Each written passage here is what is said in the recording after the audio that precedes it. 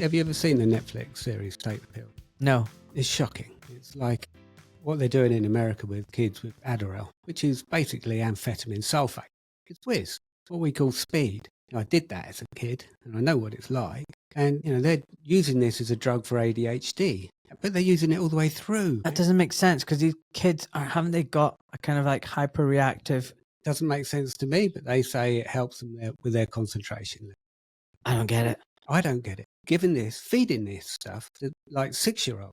And what's happening is because you're hyperactive and you're hyper aware, there's starting to be like a competition because they're studying at college. And if you're on Adderall, you can study longer. So everybody's trying to get on to this Adderall.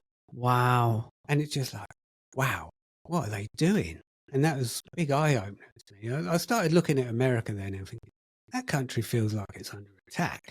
Because at the end of it, they said, this is the second biggest problem in America.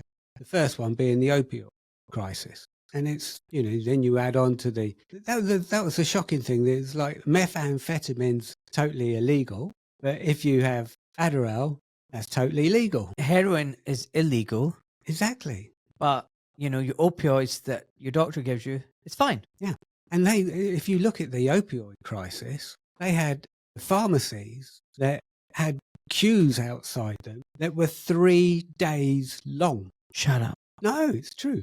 They were waiting for 3 days to get their fix, basically. It's that Purdue family, isn't it? The Purdue family is behind the company that makes that opioid and OxyContin or oxycodone or whatever it is. And they lied. They said, yeah, it's for breakthrough pain and it's not addictive. And they knew what they were doing. And how many did they kill? A lot. And how many years did they do in prison? None. And this is what I started noticing. I was thinking, none of these people do any time, because where I started waking up was the financial crisis. When was that? Which one? 2008? The 2008 financial crisis. Oh, the Lehman Brothers coming down kind of thing. Because that destroyed me. Because I was living in France at the time and I was renovating second homes. So obviously, if there's a financial crisis, people aren't buying second homes. And I literally went from 2 years in advance of work to nothing over like 3-4 month period. And then that is when I started looking into the financing. Is it because it's like bankers buying second homes that you were doing up? Well, the funny thing is, it was the NHS or the firefighters. It was people in the public sector. What do you mean? I had more clients from the public sector buying second homes in France than from the private sector. Shut up. Are you talking about people high up in the public sector? Or are you talking about... yeah, some of them were high up, but not all of them. Oh, wow. Yeah. It was a surprise to me, but I suppose that they had regular income. A lot of these people were sort of my age, so they've been in the system. They bought a house quite cheaply in England, so their mortgage was probably nothing. And where I lived in France, we're not talking £1 million houses here. The problem that I saw people having in France when they bought a second home was their eyes were bigger than their belly. And they'd buy a house. Oh, look at the size of that. And it's only 20 grand. But you're like, but that's 200 grand to do that one. Right. But they got excited, because of what you can buy in England and what you can buy there is just so different. Property prices here are crazy. They're mad. It just doesn't make sense. Well, it does when you see what they're doing. What do you mean? Well, when they started the quantitative easing, basically there was a liquidity crisis in the 2008 crisis, which we're coming around to again now. What they did was they bought it was a bank bailout. They bought the bad assets off the banks for street price, not cut price, full price. The central banks put them on their balance sheets. And so instead of having a correction, what we got was all this money then went into assets. So it went into the stock market and it went into housing. And so now all the assets go up and up and up. And the people who can afford assets are happy. Yeah, but I think most people can't afford. Not now. So the other problem is every consecutive government has pushed properties up. Yeah. It's all about property prices going up. And the problem is you've got all this development, for example, in London and the Southeast, but it's foreigners who are investing in it. Yeah. So people from Dubai, from Russia, from China, coming in and buying up all these apartment blocks and then renting them out. exactly that. and outpricing, all of us. So, I came down from Glasgow, and I'm working as a junior doctor. I'm making about 30 grand a year. I've got to live, pay, the underground ticket, everything, the food. I had hardly any money. It's impossible. But then, a 1-bedroom flat was like £250,000. And I compare that to my dad back in 1980 when he bought his house for £2,500. And I said, Dad, how much were you making? Yeah, about £2,500. So his salary for the year was how much the house cost. And when I was a junior doctor making 30,000 a year, the house was the flat was 250,000. That's a big difference. And when my dad would say to me, son, I don't get it. I'm an immigrant. I could barely speak English when I came to this country. I bought my own house and I climbed up the ladder. I've done, very well. Why is it you're a surgeon? Why are you always complaining you don't have any money? Why have you not got your own house? Because it's a Ponzi scheme, and they started on the ladder before you. Yeah, he didn't get it though. I tried to explain it to him. He just didn't get it. He thought I was just being reckless and frivolous with my money. And I was like, what are you talking about? Do you know when I bought my first house, right? And I didn't do what you did. I went to college and got kicked out. And I went to another one and got kicked out of that too.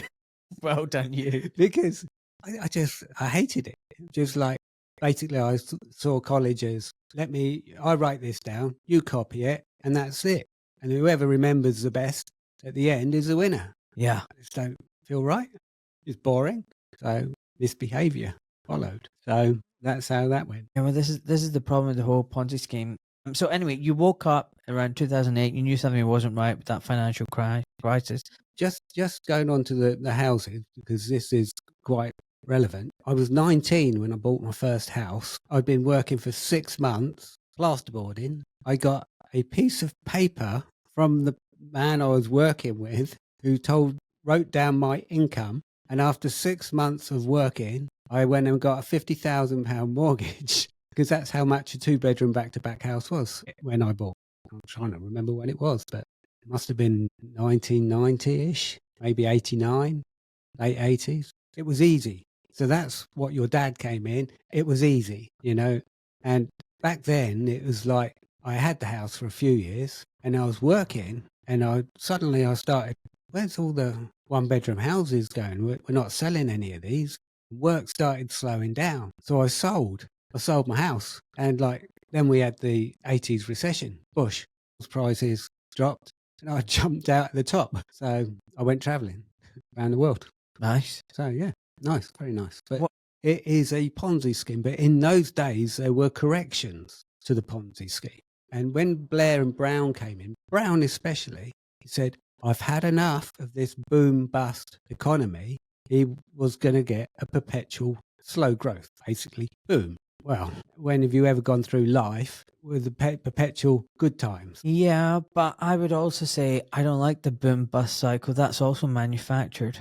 This is all the banking people. It shouldn't be like that. If you look at what life was like over hundreds of years beforehand, there was no inflation. If you look at the chart for inflation, it picks up when you got the fiat, Federal Reserve, central bankers printing their own money out of nothing. So they inflate the prices of everything. Purchasing power goes down, and they expand the monetary supply and contract it so that they indebt us and then possess all our assets. Yeah. And it's a complete cycle that goes on and on and on. It's manufactured. Yeah, it is. And what I'm trying to say is that I don't really like the whole boom-bust cycle. No, I didn't like it, but in a way, it's quite natural because humans get overconfident. They get confident with something, and they get overconfident, and then they get a correction. So even though it wasn't ideal, it was because you had that correction. As soon as it was out of the reach of the first-time buyers, there was a correction. There was something natural about it. There was some kind of free market at work. But it's changed now. No, it's no free market. The economy's fake. The healthcare system is fake. Everything is fake. What do you mean by the economy's fake? Oh, it's completely made up. What do you mean? They make up all the figures, make up all the employment. They underestimate inflation. They underestimate the unemployed. It's fake. Isn't it also the fact that almost, I think the majority of people now are dependent on the state for their income? Yeah. So the number of people who are actual taxpayers, who are funding everybody, they're the minority. Yeah. So you've basically got like a socialist country. And then the other thing that's really fake about this economy. So what I'm trying to say is the number of actual producers of economic growth is a minority. Yeah.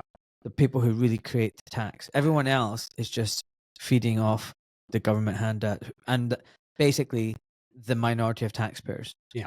And then the other thing that's fake in the economy is you don't really have true capitalism, you know, where small, medium-sized businesses are competing against each other. What you've got is like just monolithic, big, like, you know. I think they've done that on purpose. You know, like Balfour BT, the construction company, you know, they all get, all these companies get big, massive grants, contracts from the government, infrastructure, digital infrastructure, physical infrastructure, and they basically get these massive contracts for jobs that aren't really needed or fail miserably, and there's no accountability. So HS2, the railway that nobody wants, is, I don't know what, 200-300 billion pounds now. Nobody wants it, nobody needs it, but it's a gravy train for these big massive construction companies, management consultancy firms. Same with the NHS. You had the digital NHS app. I think they spent 10 billion on it. Where did it go? Whose head rolled for that? But in track and trace in COVID, it was 37 billion, wasn't it, they spent. Yeah, where did that go? And like, people don't understand a billion. They don't understand how much money that actually is. But,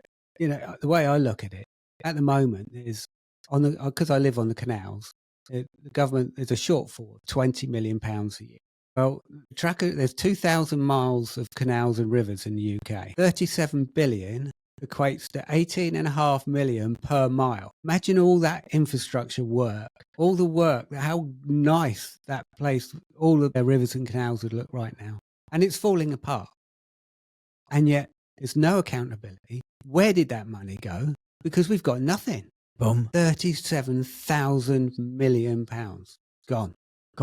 And it's funny, like, you don't pay your tax or you don't pay your fine, your ticket fine. I mean, how much trouble do you get into? Yeah, exactly. Like, for the smallest misdemeanor, you know, which isn't even a real criminal act. I mean, the only thing that should be unlawful is if I do anything to someone else's physical body, do harm to them or their property. If I don't do any harm to someone's body or property, frankly, I should be allowed to do whatever I like. I totally agree. Right? I mean, that's the only simple way you look at it. Right? Yeah. That's it. All these other laws and legislations, thousands upon thousands, it's all bullshit. It's bullshit. And then they charge us and fine us and regulate us into all this nonsense. And then so we're always financially crippled. We pay 90% of our gross income in taxation, direct or indirect. Even the money that we've paid tax on and saved, we have to eventually pay tax on that as well. Yep. And then we've saved everything up and want to give it to our loved ones after we die. We get taxed on that, even when we're in the grave. Like, we're in our fucking grave and we're being taxed. I mean, it's endless. So they screw us left, right, and center.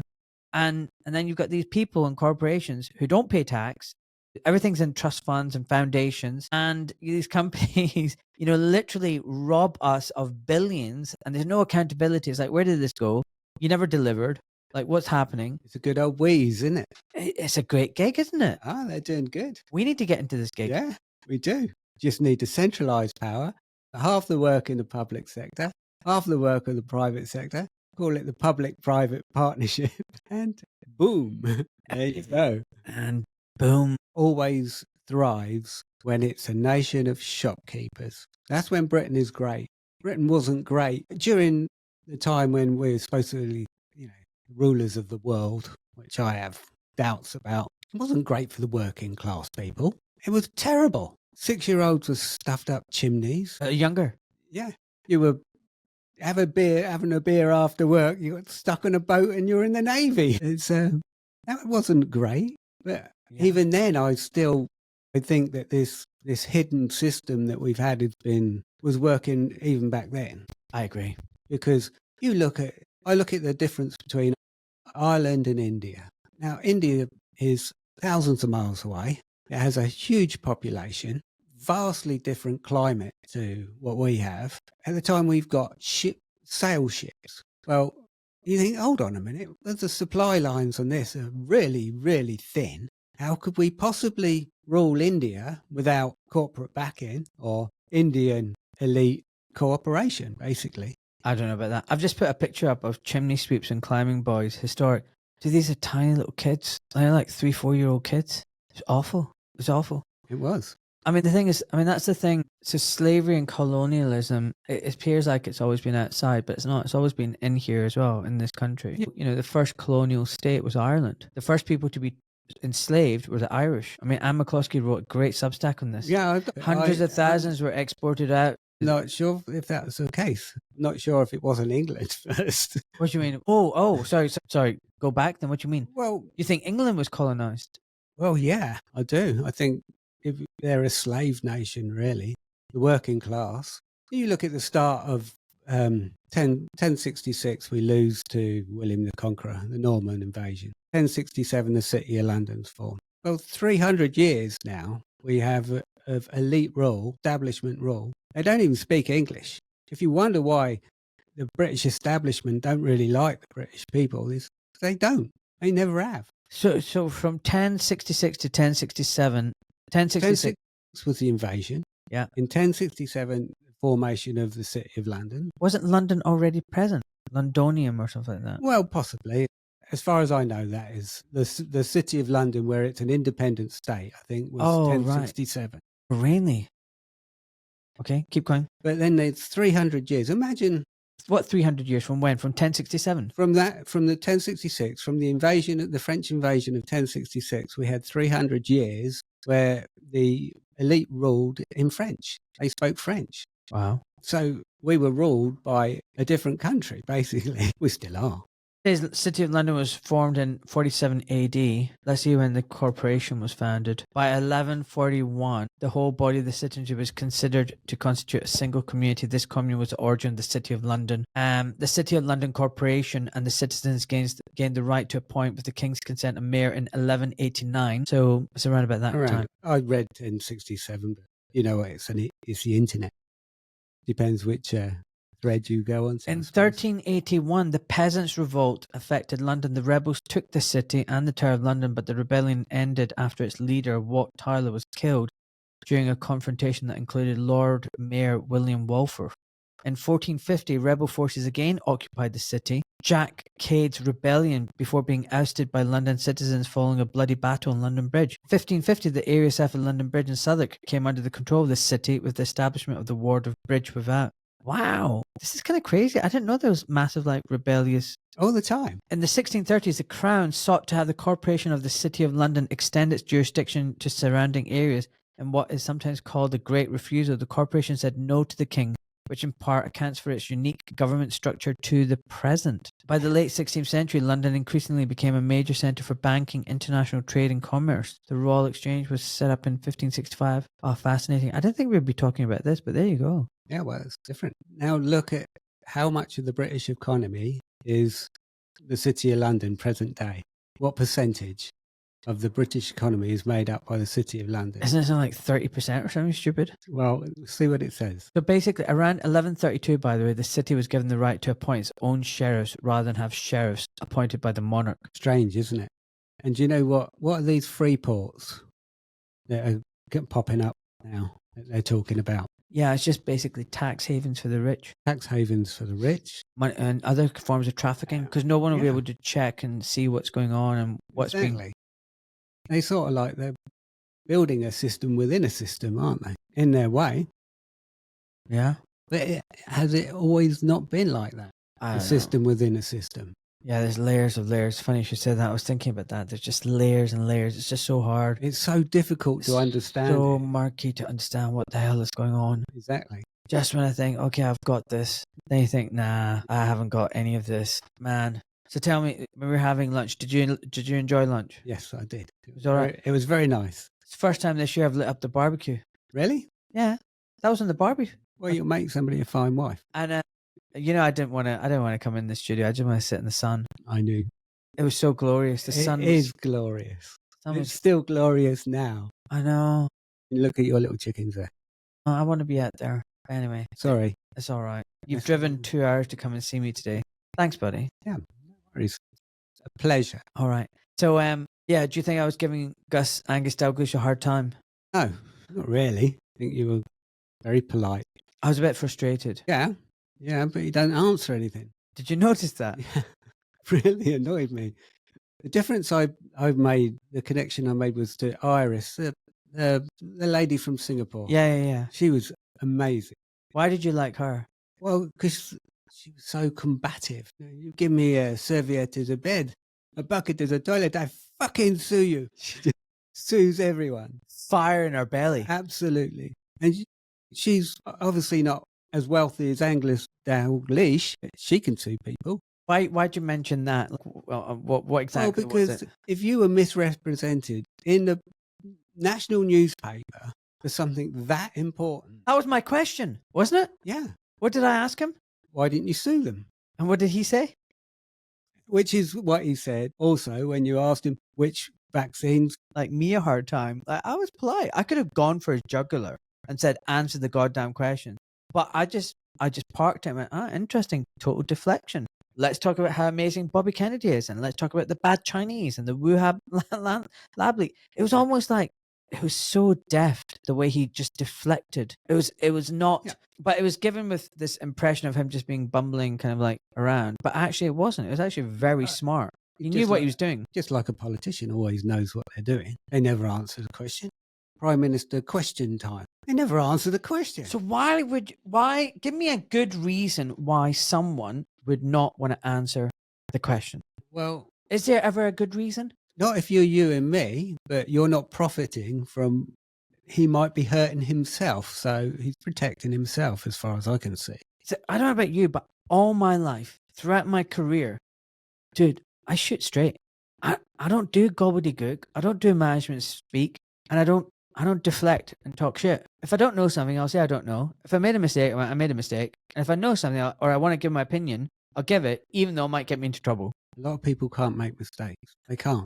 If you can't say to yourself, I fucked up, I made a mistake, I got that wrong, you don't learn. You just stay the same place. I liked what Ignored Science also said, mate. It's a good point you made. Ignored Science said some people are paid to be dumb. Yeah, there's that as well, for sure.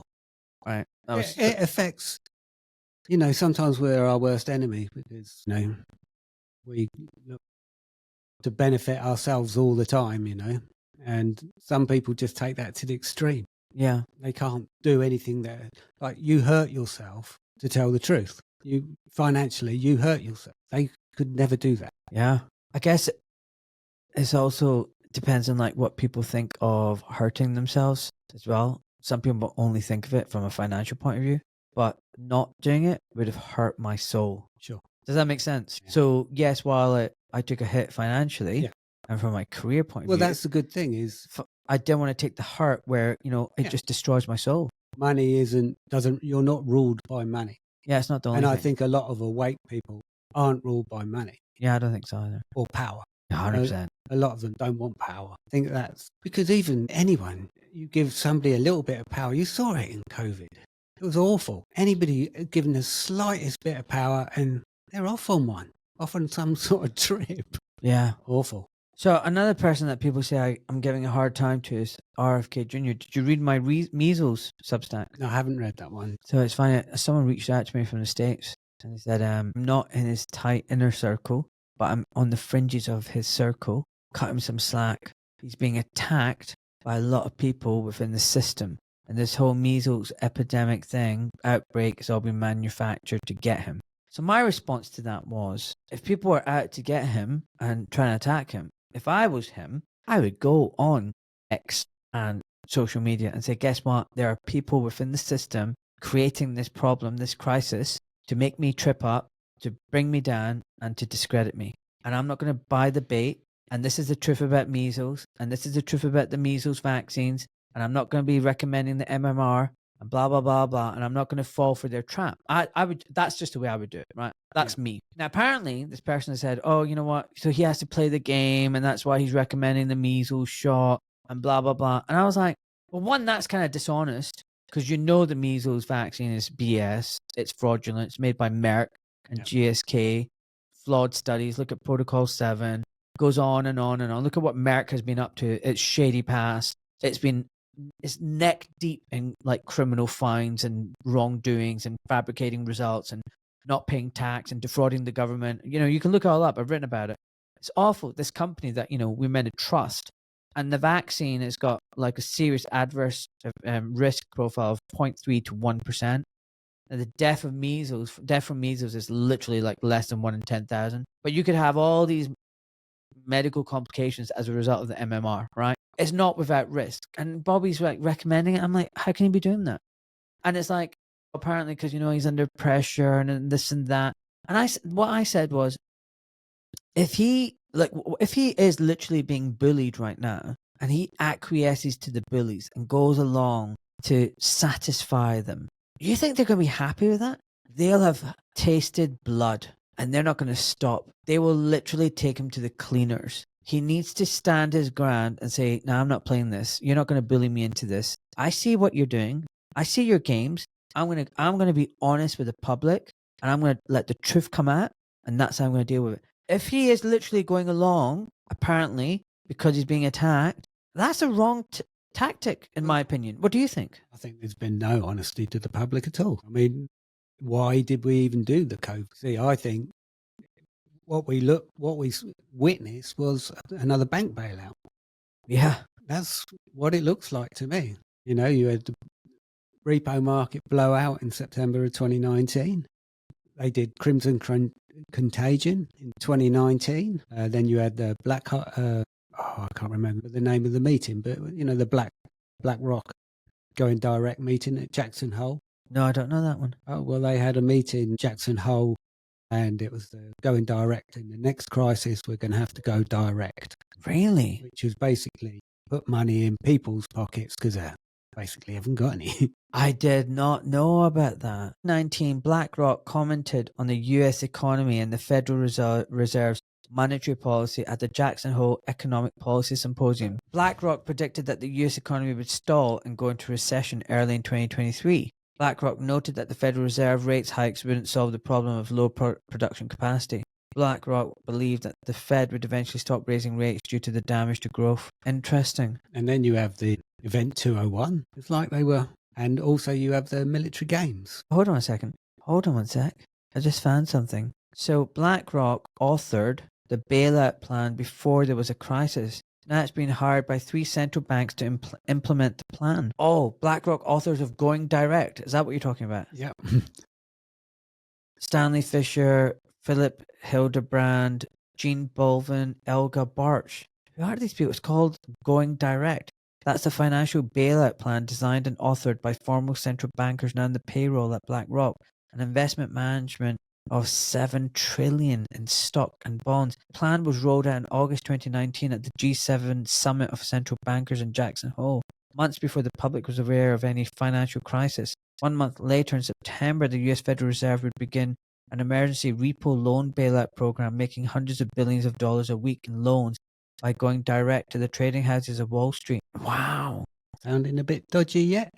Massive. The Fed plans to leverage the $454 billion into a $4.5 trillion bailout plan going direct, with bailouts to the commercial paper market, money markets, and a host of other markets. So hold on 1 second. Basically, the Ponzi scheme was coming to an end. It was all about to implode, and the bankers were like, well, we're running out of musical chairs. Let's just inject a whole bunch of musical chairs so that our friends in the banking world can keep making money at the cost of us, you and me. Is that it? That is exactly it. And if you look at the stock market, so much money is in that stock market now. It's so inflated that you look at the earnings to, I can't remember, I'm not a stock guy, but the earnings, there's a ratio to do with the value to earnings. Yeah. And apparently Palantir is the biggest bubble in history. It's got something like 60 times the value to earning. So what they're doing is they inflate these companies like Tesla, Apple, and everything like that. They inflate their share prices, which enables them to buy up all the competition. And with money, it's a fake economy. It's fake. Well, it's not fake money. It's printed money, but that's how they do it. And if they give it to you and you're broke, you're going to spend it with them. It doesn't matter that they went direct, gave it to the people, because they ended up with it all anyway. But they only put it in, they didn't really give it direct to the people. The vast majority of it went to the financial institutions. Yeah, exactly. It was another bailout. That's what I mean. Like only a tiny that goes to furlough and, people. Yeah, it was definitely another bailout. This is why I say COVID wasn't just one thing. It was multiple things. There's always multiple vested interests. So let's get digital ID and let's get vaccine passports. Let's get people compliant to take shots. Let's run a human experiment to see how we can manipulate people. Let's see what lockdowns look like. Let's see what universal basic income would look like. Let's see whether what we can do with this mRNA tech. Let's see if we can replace traditional vaccines. And they pop up a trial balloon. Lots of things. Let's see what the public think. They will they buy another bird flu pandemic? Whatever it is, will they buy it? And then they'll monitor what they, and with COVID, what happened was they went for it. It was a bailout, a secret bailout. And then, like you say, let's see if we can push that in. Let's give these vaccines to the old people. They said old people to start with. Why? Because they haven't got any pension money to pay them. They're broke. The government has spent their money. So if they can get rid of the old people, that's great. But people were so compliant that they went, let's see if we can get a vaccine passport. And so they just added layers of that onion just started going on. Well, let's give it to kids. Why not? And then it was like, no. The public pushed back and then they pulled back. 100%. That's what they're doing again now with, are they going to do the bird flu? Because the problem is most financial crises happen in September or March. September was a repo blowout. March was a lockdown. Did we lock down for a virus or did we lock down to bail the banks out? Did we lock down to bail the banks? Wow, probably that. Because you also look at the 2008 and they had the Occupy Wall Street. And the left and the right were beginning to think, hold on a minute, this isn't right. And that's what they fear the most. People coming together and agreeing. So what have we seen since 2008 is woke agenda go mad, trans, everything go mad. Everything they can do to divide, they do. And that's their modus operandi anyway, isn't it? Divide and conquer. 100%. Do it to everything. So that's how they play the game. But it always, number one, I look at, it was finance first. If the money wasn't corrupt, I don't think anything would be corrupt. I agree. But unfortunately, the money is corrupt. The root of all evil. It is. Money and power. Who said that I care not? What was that? I care not who makes the rules if it's about issuance of money. Yeah. Who was that? Wasn't it Rothschild? Yeah, probably, yeah. Sounds about right, doesn't it? I'll look it up. Yeah, Meyer Rothschild. I think that's the person. I'll find it. Permit me to issue and control the money of a nation, and I care not who makes the laws. That's it. Does it feel like that now? Yeah. Because they don't listen to us, do they? Give me control over a nation's currency, and I care not who makes its laws. Meyer Rothschild. There you go. That is literally it, isn't it? And I don't know what we're seeing at the moment, but I think Europe's going to get pushed under the bus. I think they are going to do a bait and switch. What do you mean? Well, we're going to have one system's dying and a new system's coming in. They are going to give you a win, and you will need for you to accept the new system, you will have to win. You will have to choose. They won't enforce it. They never do. They can't. What do you mean they can't? There's only a few of them. There's not many of them. 0.99% of people have to borrow money into existence, and the point, whatever it is, create. That's not even theirs. No. Out of nothing. Nothing. So take, for example, my little cottage, 350 years old. I took out a mortgage on that I'm currently just, paying interest on. That basically never existed, that money. The bank made it out of nothing. That's crazy, isn't it? They never put any bricks on that house or any roof tiles. They contributed nothing to the house. They made the money out of nothing, and then I have to pay that money back with so much interest. Well, imagine having a business where you can create money out of nothing. You can make the interest off of nothing. And then also, every time somebody makes a purchase on a card, they get a percentage of that purchase. They make a tax on every transaction made with a card. And that's why they don't want and income tax, yeah, and everything. I mean, the government gets the income tax. But the governments are owned by them. Yeah, they are. What I'm trying to say is, these guys make the mafia look like amateurs. Yeah. They got the best racket going. Yeah. And this is what I'm saying. It's like We not the first colony. It's where it starts, and there's evil in this country at its heart. Evil. Why do you say that? Well, you just feel it. It's from the banking sector. We are, a lot of the time, we are where the centre of global finance is. And if money is the root of all evil, we've got evil sat in our heart. Why did you leave the UK and move to France 25? I'm quite compulsive. So I actually went to work, and I was working on a building site, and they just started putting all these more and more regulations. The first thing that attracted me to working on a building site was the freedom. I could just go to work when I want, work my butt off, go home when I wanted. And it was freedom. And they was just starting to take that away from us. And I went to work on a Friday, and it was all like the hard hats and this, that, and the other. Had an argument with somebody. I was walking to the cafe, and he said, "Put your hard hat on." Why? He's going, and a forklift truck came with a big pallet of plasterboard. He said, "What'd you do if that fell on your head?" I said, "Probably die, mate." But anyway, it just started, and it was beginning. You was having to send off, and you had to go off and do this and do that, and the regulations were just starting to pick up. And I thought, I hate this. I don't like this. So I came home and I said to my wife, "We're moving to France." And she said, "Oh, are we?" And yeah, we did. Went out there. First time she'd ever been to France. Looked around at a couple of houses, liked that one, and bought it. Like, I think 4 months later, we're in a caravan, 2 kids, 4 and 6, and we were off. Wow. It was great. It was great fun. Well done, you. And going just before we go back to France, like with all those regulations in the last 25 years, what have we got to show for it? Have we got better homes being made in this country? From everything that all the builders tell me, like the roofers and stuff like that, they tell me the new builds that are popping up in the last 15, 20 years, already they're just crumbling and falling to bits. The window frames are all made of pine wood and are disintegrating.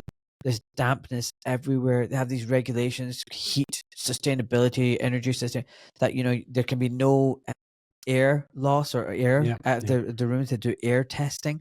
But the buildings don't breathe. Everything is made of artificial, cheap material. They're basically houses made of poison. Yeah, Poisonous. They are, and they rot from the inside.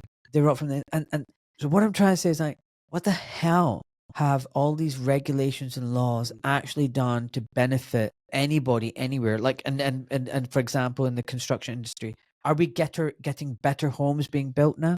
Go to what? It's about building. It goes with all building, even if it's a car. You go to Oxford or something, like, you've got a lovely old cottage. It's lovely. It's got a soul. The new builds, they got no soul. There's nothing there. You don't feel it. You walk into... Our little wee house does have soul, doesn't it? It does. It's so funny. Like, I have to remind myself of that. Your bricks were made by hand. Everything was made by hand. It was laid by hand. You know, it was designed by man. It was built by man. With natural, you know, the bricks are made from clay. Then you've got you probably got a lime mortar in. Lime mortar, lath and plaster inside. I mean, there's some places where there's a bit more modern plaster, but most of it is lath and plaster. And they're all breathable, flexible, and they're still here. Yeah. 350 years later, still standing. This is what I mean. Like, we've gone forward in time, but I think we've gone backwards. We've definitely gone backwards. Like, we have gone so backwards where a house that's built now won't be standing in, like, will be in such a poor condition in 25 years. And this house has been built 350 years ago, 100 years before America, you know, was founded. You know, what the hell? Yeah. I mean, don't get me wrong, it's got a leaky roof and there's something, but it's standing and it's better, in better shape than a lot of these modern toxic places.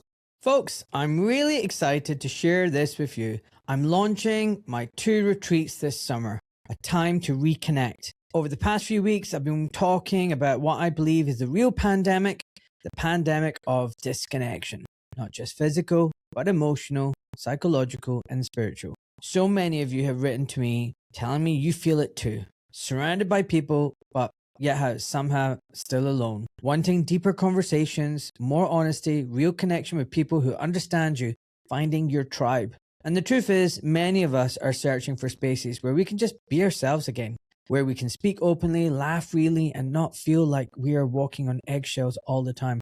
That's why my friend Kasia and I have created the Connection Retreat, After the success of the 2 retreats I ran in 2025, I wanted to go a little bit deeper, create something really special that's not just a weekend away, but a genuine experience of reconnection. Connection to yourself, connection to others, connection to nature, connection to truth. Over 3 days, we're going to share meals, movement, nature, conversation, play. A lot of people don't play anymore. And real time together. No masks, no performance, just presence. At the very beginning, Kasia and I made a very simple pinky promise to do this with integrity, honesty, and heart, and to create something really, truly meaningful. We'll be running the 2 retreats this year from the 26th to 28th of June, and from the 4th to 6th of September, in the countryside in Hertfordshire, just outside London. It's going to be small, intimate groups. If you feel the call, we would love to welcome you. You can find full details and book your place via my Substack, and the website is docmalik.substack.com. Look for the newsletter. It is time to reconnect. The connection retreat is here. In about a week, the retreat will be open to all, not just my paid subscribers, and you'll be able to find the booking details at docmalik.com. Sometimes the most important thing we can do is simply come back to ourselves and to each other. Lots of love, Doc Malik. It has a soul. It does. It's like, if you look at the motor cars of the 50s and the 60s, and they're all rounded and beautiful, you know, Yeah. all built by hand. They got a soul. You go to, on the building side, if you go to Oxford, go walk around all the old Oxford buildings, and like, the academics always get all the praise for Oxford, but you know what the builders did? It's gorgeous. It just makes you feel it, you know? And that's what we do. That's what they are trying to take away from us everywhere. Replace us with machines. Sterile.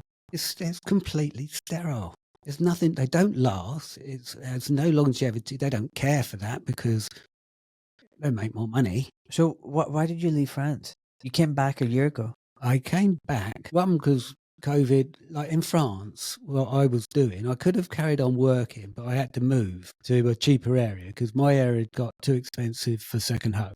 So I started travelling to work. So I'd work in Scotland or I'd work down the south, and it was just causing problems with the family, you know? And I wanted the kids to go to the same school. I didn't want to break that up. So what we ended up doing was my wife went to work as a teacher, and I renovated a house. So that worked well. But once the kids were all grown up, stayed at the same school, 2 of them came back to England. So I didn't have that anymore. Work was not so great. Brexit came along, and that was a bit tough. Final nail in the coffin, really. No, it wasn't final nail in the coffin. COVID was, because the British, we got COVID easy here. You know, France wasn't like that. What do you mean? Well, France is, you have the gendarmes in France, they're all armed anyway.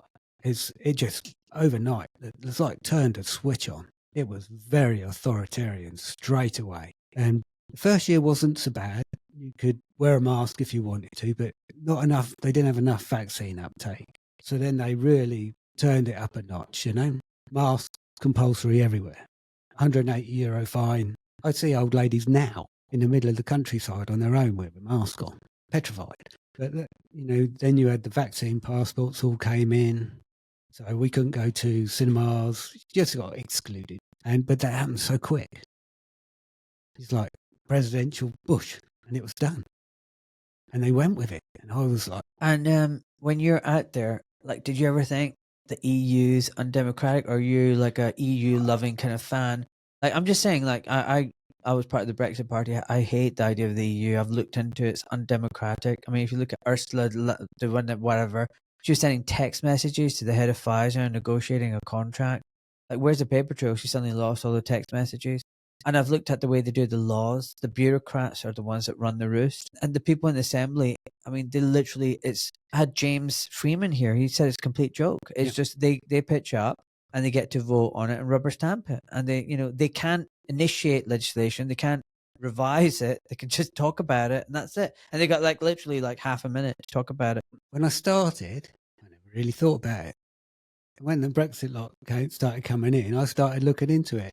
And I came to the same conclusion as you did. So I would have voted leave. Not because it would have hurt me. It did hurt me. But it was the right move. Vote leave. Get out.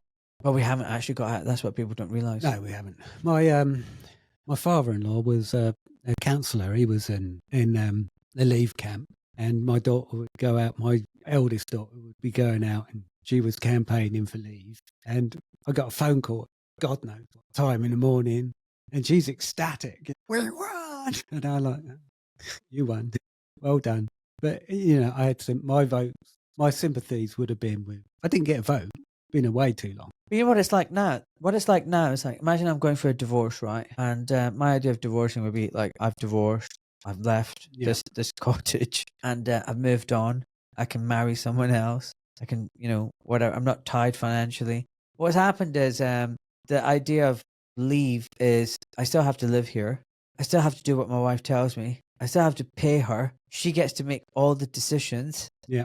And I get to live here in the garden studio. If you're lucky. If I'm lucky. Yeah. But I still have to. You live in the garden studio, but you have to pay for the house. I have to pay for the house. And everything in it. And everything in it. And all the decisions are made in that house, and I don't get a choice or say. That's what our Brexit is like. From looking afar, really, I was like, whoa, what is the establishment doing it? Because they lost the plot. I mean, they were. I don't think they were expecting the vote to go their way. I've been told by people in positions of power that the actual vote was something like 70-75% leave. Andrew Bridgen was telling me that it was massive, the leave vote, and they were shocked. Even Boris Johnson, he didn't want to leave. It was all fake. And Johnson is fake. And he said, Andrew Bridgen said, when Boris found out the result, you should have seen his face. It was like he'd seen a ghost. So it was like, oh shit, what are we going to do now? And so from that moment, it was like, right, how do we get Brexit in name only? And everything was engineered backwards. Straight away. And then so what they wanted to say was, we can't tell them it was 75% because that will embolden everybody. Yeah. We tell them it was really close. We tell them that they just got through, these pesky idiots, these racist old white men. Yeah. These stupid idiots. They pushed it through. Well, they did the right thing. You have to admit, they did a great job. Scuppering it. They did. That's when I first saw they also showed their hand quite a lot, because I was taken back. I was like, whoa, what is that? That's not normal. What do you mean? Well, I was in a waking up process anyway, from a very slow one. Like I was saying to you earlier, I had a really slow waking up process. It was from 2008, and a bit more time on my hands. Work wasn't great. So you start looking into the financial thing in 2000. I was just watching Bloomberg. I wrote all these share like Google, Apple, Amazon, gold, blah, blah. And I had this little portfolio going. And I thought, right, I got 100 grand. I think, shall I buy that, or shall I buy this rundown house that's fallen down? So I decided to go for the rundown house that was falling down, because to me, at being a builder, that was the safe option. Well, difference was, if I'd have gone for the shares, I'd have made 10 times what I made doing the house, and I wouldn't have had to do anything. But anyway, I was having this very slow waking up process.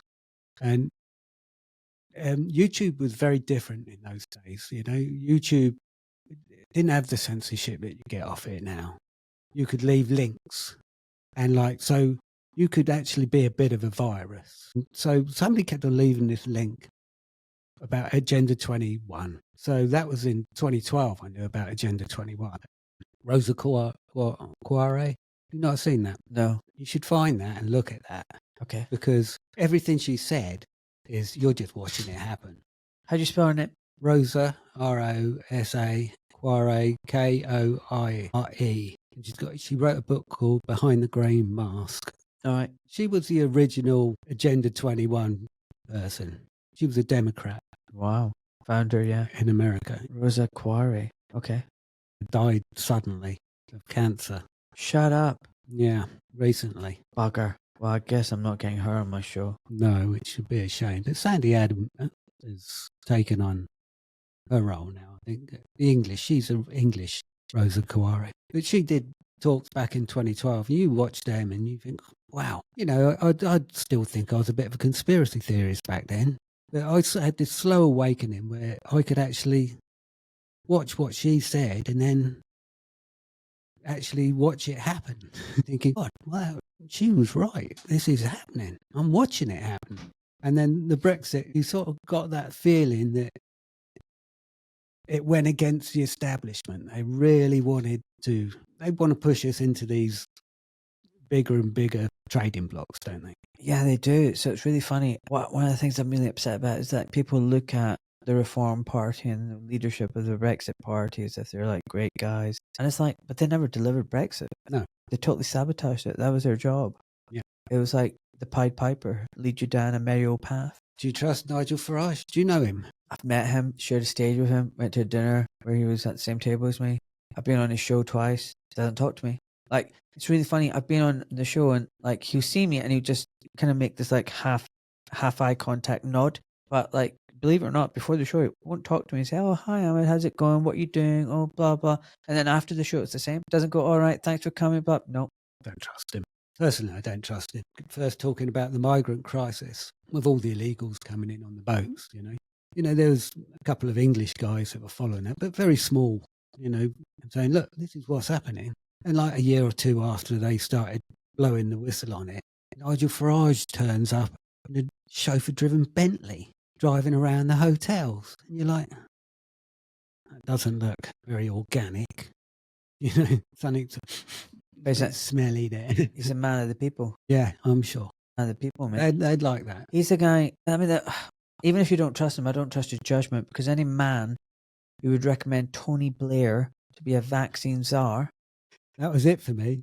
Yeah. Done. As soon as he done that, over. Done. Sorry. No going Establishment. back. Boom. Right? Establishment. I'm not having any of this. Some people say, "Oh, you're so black-pilled and black." Listen. You have to. You have to. Do you know what we're at? Do you know what we're up against? Do you know what the stakes that we're up against? Do you know who we're fighting? Do you know do you think they're going to give you any quarter? Do you think they're going to show you mercy? Do you think they're going to give you attack? Do you think they're going to give you a second chance? They're trying to poison you every which way. They're trying to dumb you down. They're trying to kill you prematurely. They want you stressed. They want you stupid. They want you enslaved. Yep. They are robbing you. You think I'm going to be gentle on these people? You think I'm going to be gentle? Be gentle. Come on. Like, seriously, you've literally got someone coming into your house and raping and killing your family. It's incredible, isn't and it? you want me to say, "Oh, excuse me, can you stop that?" Like, no, maybe like we need to have a little bit of fire in us and go, enough. So when I was reading that thing about the City of London, do you know what? I hear that and my heart goes out to them. Let me just read it out again. There were riots. Who said, "We've had enough"? The Peasants' Revolt, 1381. We've had enough. 1850, Rebel Forces. We've had enough. Jack Cade's Rebellion. I'm sorry, mate. I have to be careful what I say. I don't want to be accused of inciting anything. But it's kind of like, I've had enough. I've had enough. It's at that level now where, you know what, something radical has to be done to pull these people down. I'm fed up. What I'm really fed up of is these people are vile, they're disgusting, they do whatever they want, and they never suffer any consequences. Can you give me one example of anyone who has? No. I don't know of any. Not even the lower down ones. Exactly. They're getting away with it. Like we don't even know who the higher ups are. Like the GPs who are vaccinating people and getting paid for it. Yeah, exactly that. Like, I'm talking about lower down, lower down. Every one of the strata, whether you look right at the top, the engineers, the puppet masters, to their favored lieutenants and captains who are like, the politicians, and then below them, the media celebrities and the philanthropists, and then trickle down to the bureaucrats and the civil servants, and below that, the professional class who's enacting all their evil. Every strata of the layers of shit, none of them have paid any consequence. And you're just like, I'm meant to give them a chance and like take it easy and don't be so. No, do you not understand what's at stake? It's huge. And they all lie to get the jobs. Even in, the highest, Angela Rayner lied, Starmer lies. They all lie. They lie to get the jobs. And then they're found out. Their lies are found out. Nothing. Do you know what was really funny that I saw recently? In this poll, what party would you trust the NHS with? And Reform was out leading up front. And do you know, I've been invited twice to the show on GB News, and they wanted me to diss the private sector. The NHS sector. Public sector. They wanted me to promote private because they knew I was a private surgeon. And I came on, I did the exact opposite. I said, look, I'm not a fan of the NHS, but I'm not a fan of private healthcare because, it's not a choice of this or that. You're giving me, there's a third way. So what I mean by that is NHS is basically massive centralization, wealth extraction of the taxpayer to global corp, pharmaceutical, management consultancy firms, blah, blah. That's all it is. It's a conduit of taking your money and giving it to them. The alternative they're offering is basically we, the taxpayer, just pay directly to big pharma and the global corp. Basically, Yeah. you get rid of the in-between government taking our money and giving it to it. It's just a direct transfer. That's all it is, right? I don't like either. Both are centralized structures. Both deprive doctors of the ability to practice freely. Both deprive patients of choice and proper healthcare. It's managed sick care system. So what I would want is to educate children how to be healthy. You know, it's going to be in my book. It's simple, right? You don't need money. You don't need supplements. You don't need any of that kind of stuff. And so it's just about the right choices that you make in life. So that you start educating your children, you suddenly reduce the disease burden. And next, all the hospitals are local community-run, charitable, non-profit organizations where every single one of us is the stakeholder and makes the decisions. And we get to dictate who's at the top of the board or not. And it's us and it's doctors and the public in every local hospital who runs the hospital. Not management consultancy firms, not layers of management and bureaucracy, not the central government. No. Can we do that for government as well? Mate, I'd love to. So I look, if it was up to me, I'm like an anarchist, not like violent anarchist. No, That's no. what anarchist. You're a Like, true anarchist. I do not want a ruler over me, and it would be all localism. Local communities run themselves. Well, And if you have a central state, I mean, by all means, send representatives twice a year maybe to meet, discuss certain things. But you don't need to have a place where people meet and get salaried. And actually, when you get appointed to be this representative, it's like a pain in the ass. It's like a burden.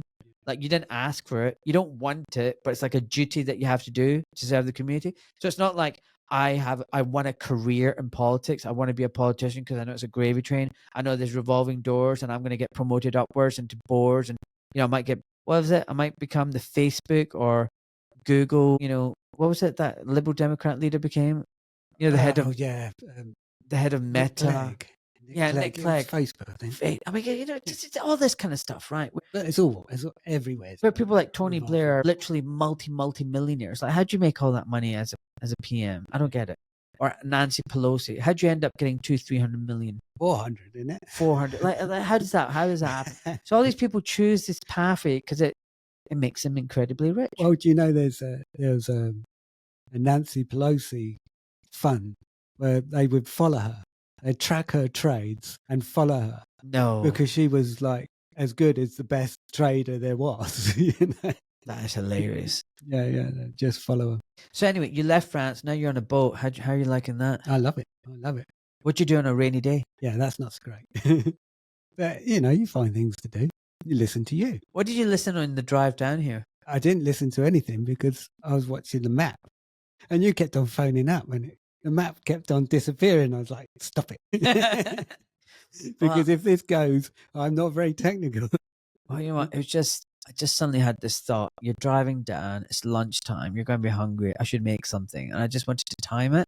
So that's why. So you were lovely. I tried to be, man. Trying to be. What are you going to listen to on the way home? I'm finishing off, was it the Duke report that you said, this one's lovely? Yeah. About Jesus. That was really good. Yeah, I'm halfway through that. I want to listen to the rest of that.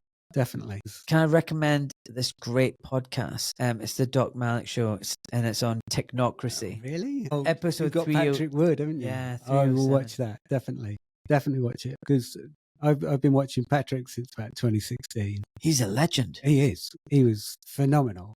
He's another one who's like you'd watch the old school, and what I call by the old school is Rosa Corey, Patrick Wood, and Edward Griffin. James, yeah. Oh, yeah. Oh, I've got a name for you, actually. James Corbett as well. Fantastic. Have you seen his deep dives? I've seen one or two of his things. I need to get him on, don't I? Oh, you do. You've seen, because he's a bit conspiracy, the way he is, just his normal personality. But his deep dives are phenomenal. Like really? 9/11 and the missing trillions, the Bill and Melinda Gates, who is Bill Gates. These are 4-hour deep dives, and they're incredible. Wow. It's just like, really good. The other one you should get on right now is Rise UK, Ben Rubin. I've heard of him, yeah. You should get him on because he's on UK Column. You've been on that as well now, haven't you? And he's doing about the global leaders, these women global leaders, a series on them called Dandelions or something like that. Shocking.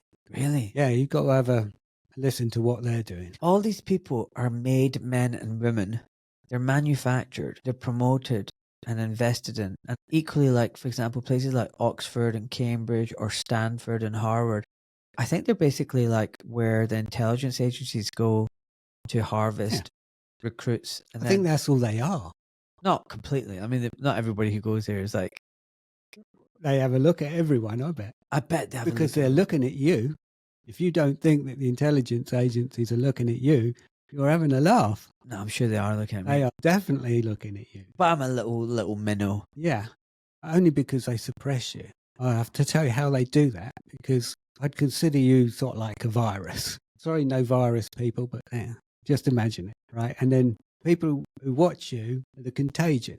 So when they're saying, oh, you're getting freedom of speech, you're not getting censored so much. Well, you're not, but we are. We are getting sat on. Like I'm on my 4th YouTube account. I can't leave links. I can't even leave comments. So that's a crush. My videos get taken down all the time, by the way. Yeah, on YouTube. But this is happening on Substack too. I don't believe in something's happened to Substack. But Substack's just another one. Something's changed in Substack. Yeah. It's exactly. I get so many people billing failed. I don't get as many paid subscribers anymore. But it's not just me. I've heard lots of. I'm hearing that too. I'm hearing that by a lot of people, and it's like the alternative, like liberal lefty ones. They get promoted. They're getting like massive subscriber jumps. When Trump came in, all of a sudden I'm flooded with them. I'm like, oh God, no, come on, give me a break. I can't listen to you for too long. Exactly.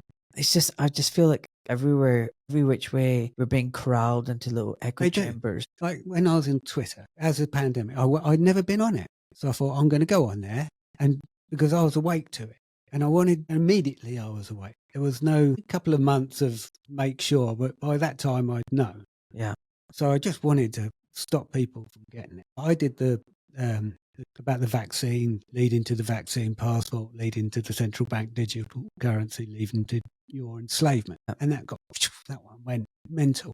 And I'd only been on about 6 weeks and I was getting up to 3,000 followers. And then I noticed that I'm just getting clobbered and putting these, because a couple of people I knew on Twitter, and it was like they'd put you in a box and a week later they'd put you in another box. And then a week later, and then I started like, well, I know him from fishing, and he's a big name in fishing. So I know him. And like he followed me, I followed him. And then it would just come up the first week of the month. Up here, start popping. So they'd just pop you into these little boxes. Yeah, they do. And they contain you.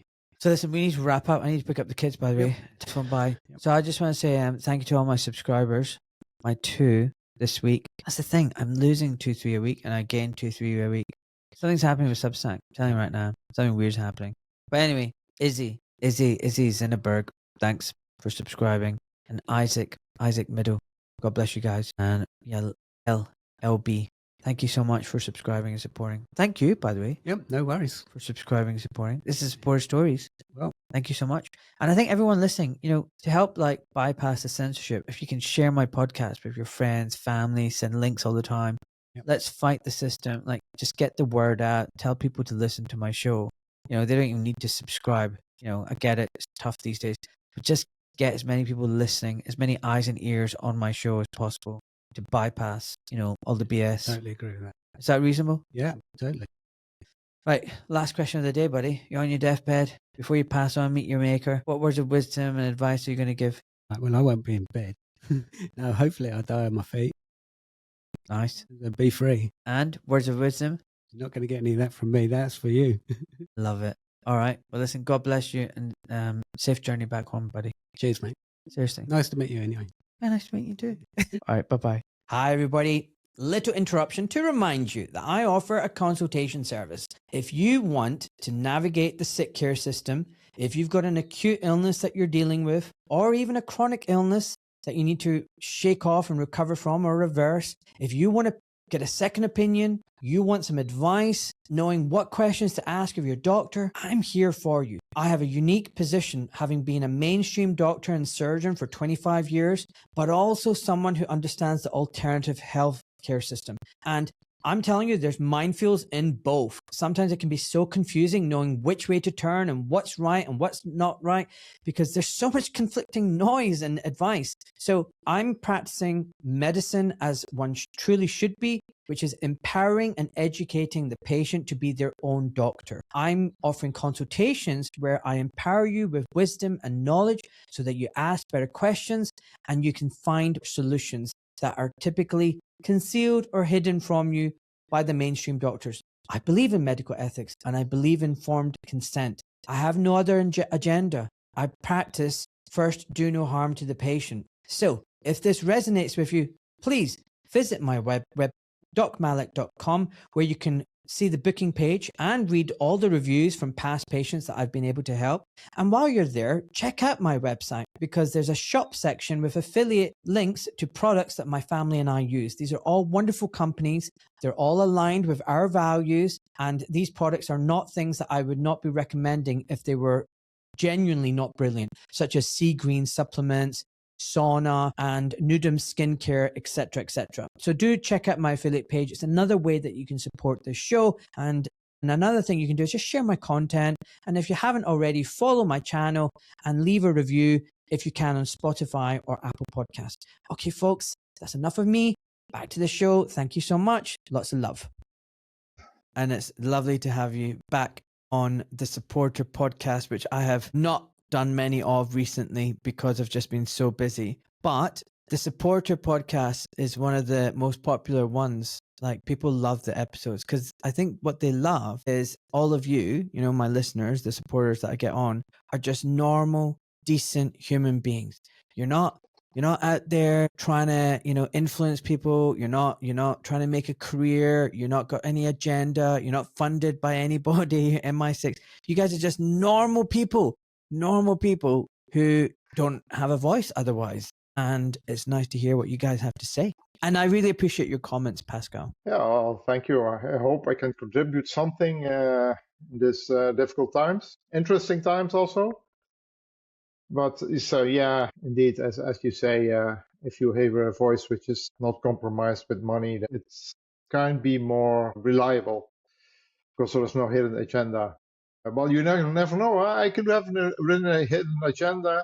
You could have hired me, and theory, it could be a conspiracy between the two of us. And yeah, you can never say never. You can never trust anything. So you have to try. You have to do the triple. How do you call it? The triangular check always. How do you use it? The triangulation. It's called. James Corbett calls it triangulation. I heard it from him, and I looked it up on the internet. How do you apply it to? Because I was thinking about geometry and how do you determine the height of a mountain, and by looking from two different viewpoints, and then you can, with the angles, the different angles, you can calculate the height of the mountain without having to climb it. So in this case, you have to triangulate and see if you can find something about me which is compromising this. I don't. They will not find anything because it's not true. Yeah, well, listen, there's nothing to hide. Yeah, well, I'm not worried about your hidden agendas. I mean, look, the simple fact is, right, I don't have a poker face, right? So I literally wear my emotions and feelings on my face, and people can see that. And I got nothing to hide. And I admit I get things wrong. And the thing is, as for trust, you know, it's funny, I was telling a friend recently, there's so much out there on social media, and you think it's pulling on your emotions and your heartstrings.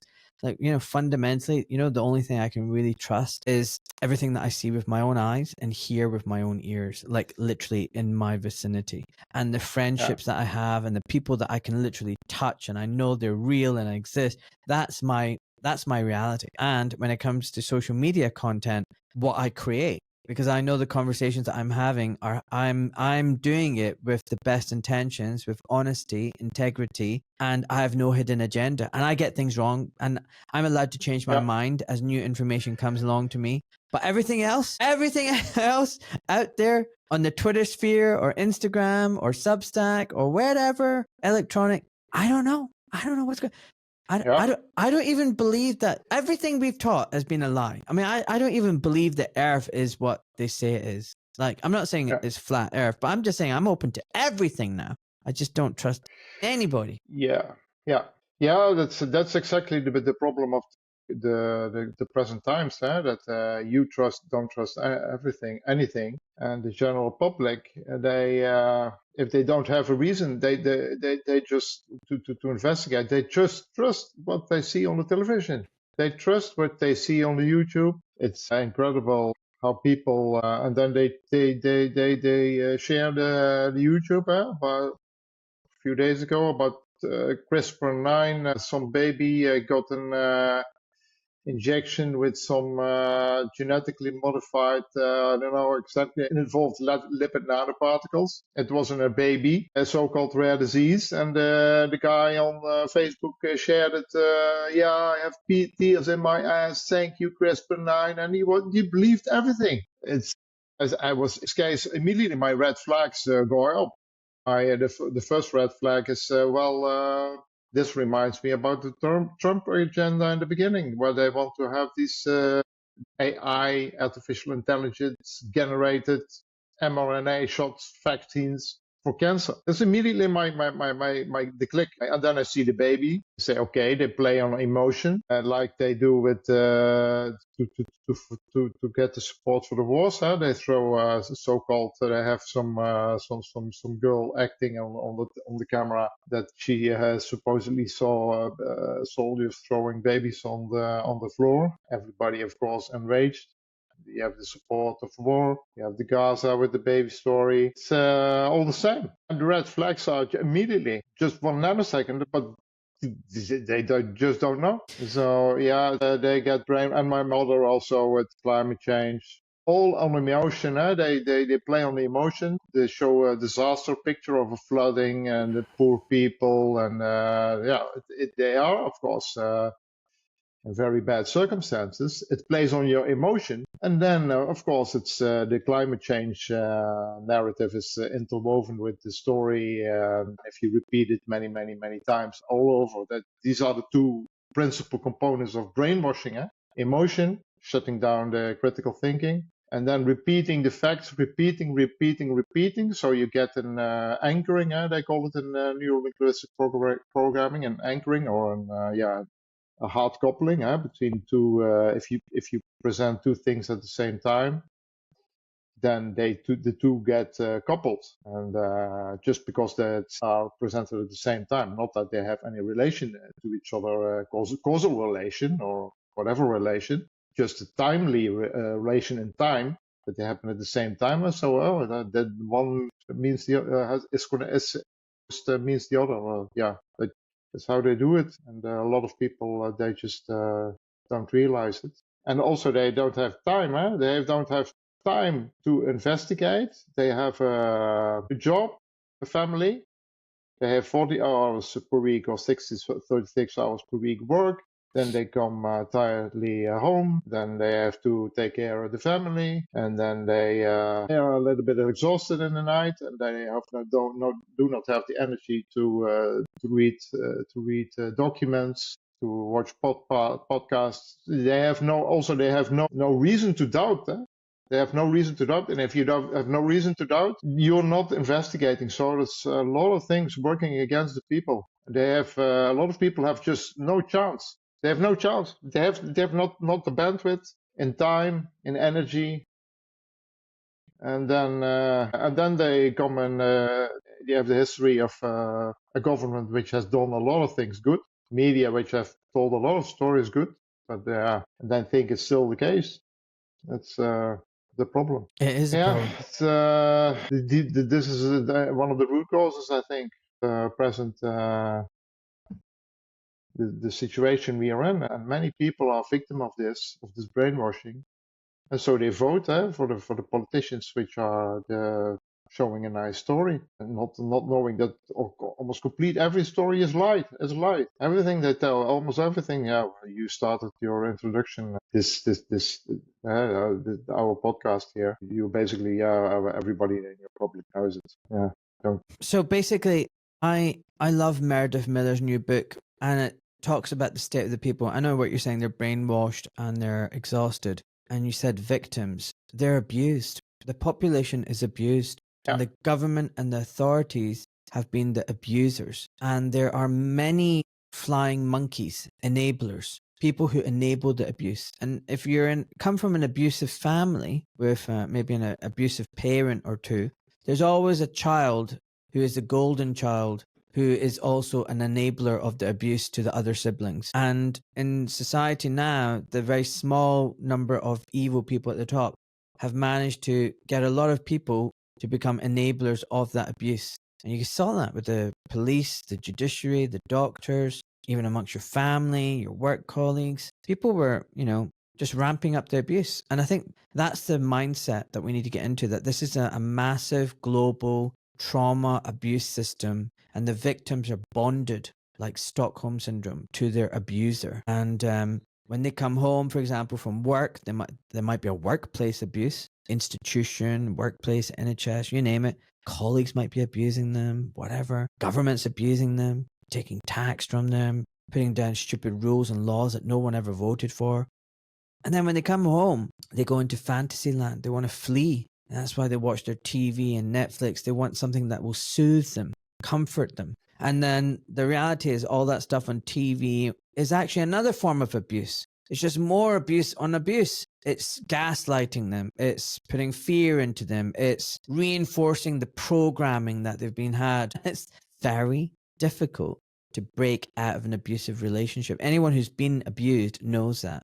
It's scary. It's terrifying. You think you can't escape. You think you're helpless and it's hopeless. And that's why I really like Meredith's book, because it frames everything in this abused abuser relationship. And once you see that, then you can start taking steps to break free. Yeah, once you see that. But I think this holds for a part of the society. They see that they are abused, but a lot of, I think the majority has no clue that they are abused. They think the government is handling as governing in the best interest of them. They think there is no conspiracy. This is this word. I don't like to use it, but it basically, how George Orwell used it also in his Animal Farm sheep. It's a pretty good metaphor. It's a little bit down talking on these people, but they take a particular subject which they believe, for example, climate change. They basically, they don't use their common sense, and that specific subject, they are sheep. And then when they return to their job, they put their full intelligence, their common sense, their logical thinking, the facts, they put all in, and the whole machinery is working perfectly. And then, so in that subject, in that context, they are not sheep. But in the context where they government and all this big stories in society, they. So tell me about the Netherlands. What's happening in the Netherlands? Does anybody want Nexit? Does anybody want to leave the EU? Are you all fully on board? Does everybody love NATO? Does everybody love the war against Russia and Ukraine? Do they all want to support that? I mean, what is the situation? Yeah, if I look at the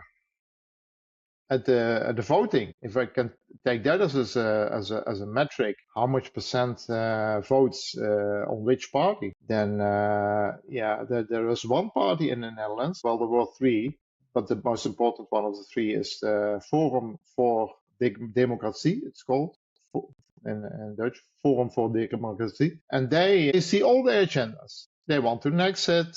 They see that the European Union is only suppressing all kinds of laws which are not in the interest of the Netherlands. All these treaties, international treaties, they see the World Economic Forum influence, and that our prime ministers are going there to visit these meetings and get brainwashed there. They are and talking about all kind of things which we are not allowed to know. They know that. This party, this Forum for Democracy, also knows that the climate change is a scam. They called it out before COVID. I saw it. I noted it on LinkedIn. It's also That's Thierry Baudet. He also knows that it's a scam. I was surprised, but he's only one of the few. And then, all those, there's the Kalergi plan from the migration. They also addressed it in the second chamber, they call it, in the House of, how do you call it? I'm not so familiar with all these political chambers, but in Netherlands it's called Tweede Kamer. Yeah, so this party knows that. Also, they were against COVID, the measures, the lockdowns. They take all the boxes. They take all the boxes, and now you see the last election. What happens? You have a lot of parties. You have the established left side parties. We know left and right is not valid, or how do you say, in the designation of what's happening, but better to talk about globalist and decentralized mindset. But if you look at how the election process went, this party who ticks all the boxes right, the biggest party, one of the biggest party, gets invited on the news in the Netherlands about 327 times or something in talk shows and in all kind of discussion programs. And now Forum for Democracy, do you know how many? None. 0. Okay. 0 times they are invited. Okay. So my mother didn't even know about they changed the leader from Thierry Baudet to Liedewij de Vos, and my mother didn't even know before she had to vote. Well, she didn't want to vote, that there was a change of leadership in that party. Okay. So it's just an unfair playing field. It's just not. This is basically straightforward manipulation of elections. If you even believe that even if you elect this party which ticks all the boxes right, even if you would have 100% majority, I still doubt that they could do anything because the system is so big in which they have to operate. Yeah. So basically in the Netherlands, you've got a lower house of representatives that's got 150 seats. And the Democrats have currently got 26 seats. It's their center-left Liberal Party. They want democracy, civil rights, individual freedom, pro-EU. I mean, that's a contradiction in terms. Individual freedom, pro-democracy, while also pro-EU. Doesn't make sense because EU is not democratic. It's not about individual freedoms. So that's the Democrats. Then you've got the Party for Freedom. They've also got 26 seats. They're a right-wing populist nationalist party. Anti-immigration, anti-Islam. They've got Eurosceptic views. While Geert Wilders asked for, a referendum, he doesn't explicitly say that we're going to leave. And I've seen this before, by the way. These people pretend to be anti-EU and want an exit, but actually it's just all talk. And then you've got the People's Party for Freedom and Democracy. They've got 22 seats, and they're a centre-right party, and they're about free market, personal growth, economic growth. And then you got the Green Party, 20 seats, Christian Democratic Party, 18 seats. But this Forum for Democracy has got 7 seats. Yeah, okay. Yeah, they get 7 seats and they get boycotted, and nobody wants to work with them.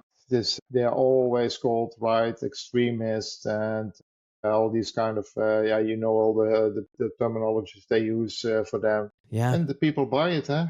The people buy it, and of course, some people don't because they have indeed they have the 7 seats, but it's compared to 26 and 20 and all these parties, it's very few. They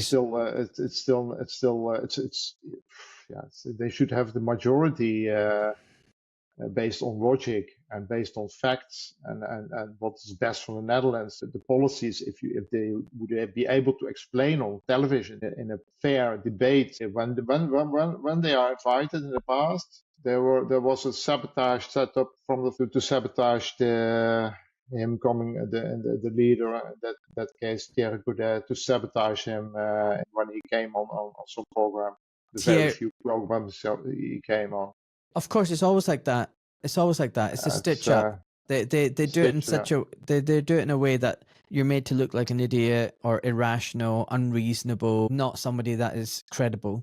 That's the whole point of it. They sabotage and they don't let to finish the sentences, finish your points, all these kind of tricks they play, and So one thing I've realized, it's lies love sound bites. Quick, snappy, short little sound bites, repetition, and that's how the lies work in propaganda. Yeah. The truth is, honesty, truth requires time, because first of all, you need to debunk the lies, demolish the propaganda, lay down the foundation of objective truth, and then present the facts. That telling the truth doesn't work in sound bites. Telling the truth doesn't work. It's like, for example, if you're going to have some nice food, you know, you need to take time to go to the farmer's market, get the right produce, prepare it at home, cook it, have a nice meal. That's me giving you the truth. But if you want pull up at the McDonald's drive-through, and just collect your Happy Meal,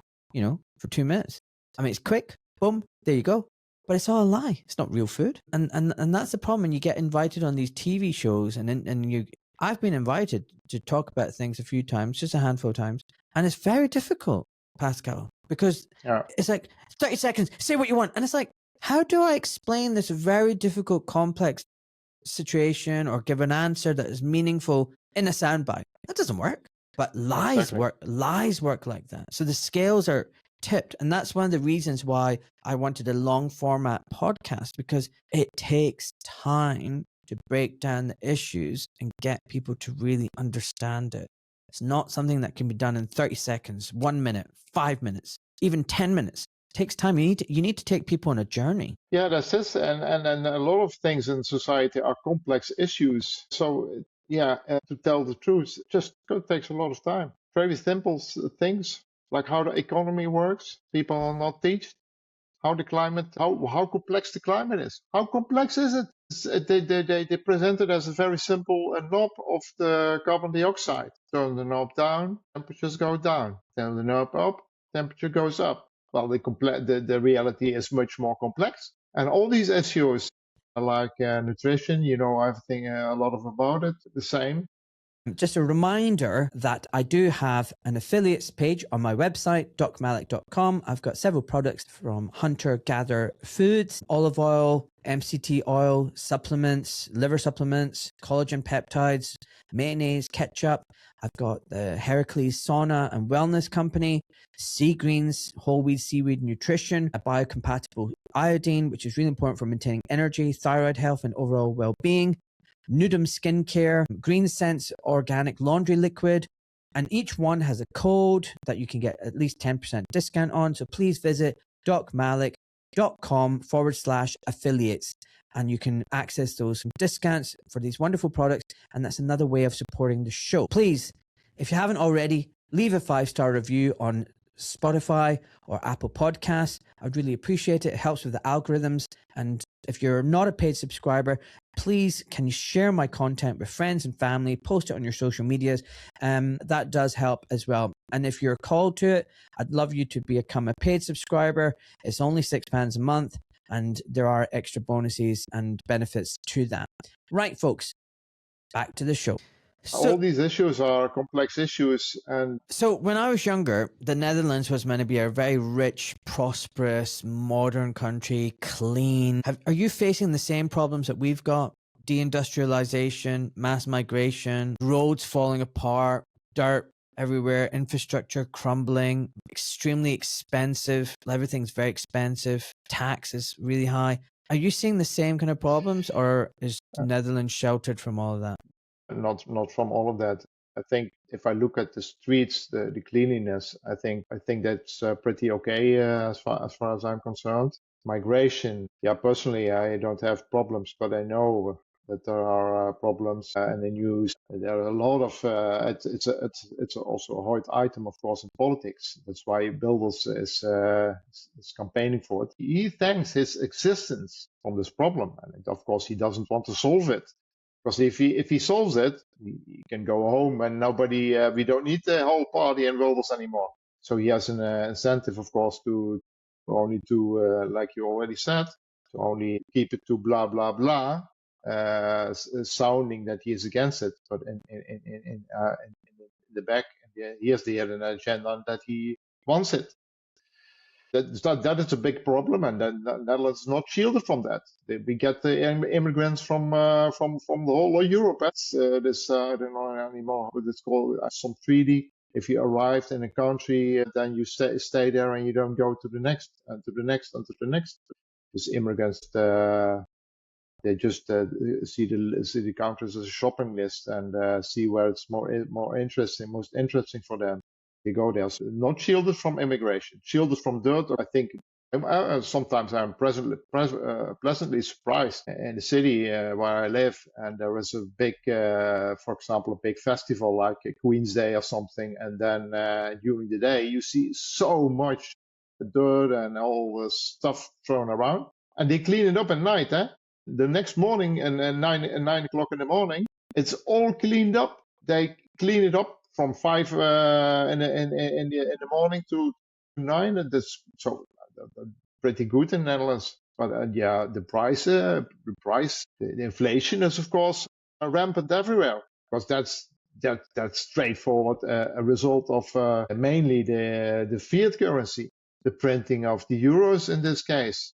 We Netherlands have no control of the currency because it's a European Central Bank determining it. And if you keep printing your euros, which is not backed by gold, then you get that inflation like every fiat currency in the world, and they have to compete. If you don't print, you're stupid. Basically, you should join the scam of the others. If you don't do it, you get the Libya kind of thing. They will bomb you. Yeah, exactly. Gaddafi tried it. Gaddafi tried this gold dinar currency, and but that undermines the whole financial system of the whole West. So I was speaking to and so the inflation, nobody escapes it. Nobody. I was speaking to the last spokesperson for Gaddafi, Ibrahim Musa, and I'm hoping to get him on the podcast. And he's told me that was the reason why they went for him, because basically the gold-backed currency that he was planning,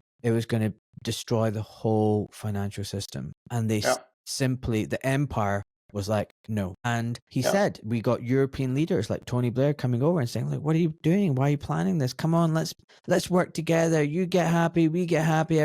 They tried that. And he was like, no, like, I want pan-African, unity. I want Africa to be its rightful place in the world because it's got most of the resources. It should be a very rich continent, and it has never, ever broken free out of colonialism. I mean, for the last 300-400 years, it's just been raped. And Gaddafi was going to turn things around. But it meant Africa's rise would mean the West's demise. And that was not going to be allowed. So they bombed it.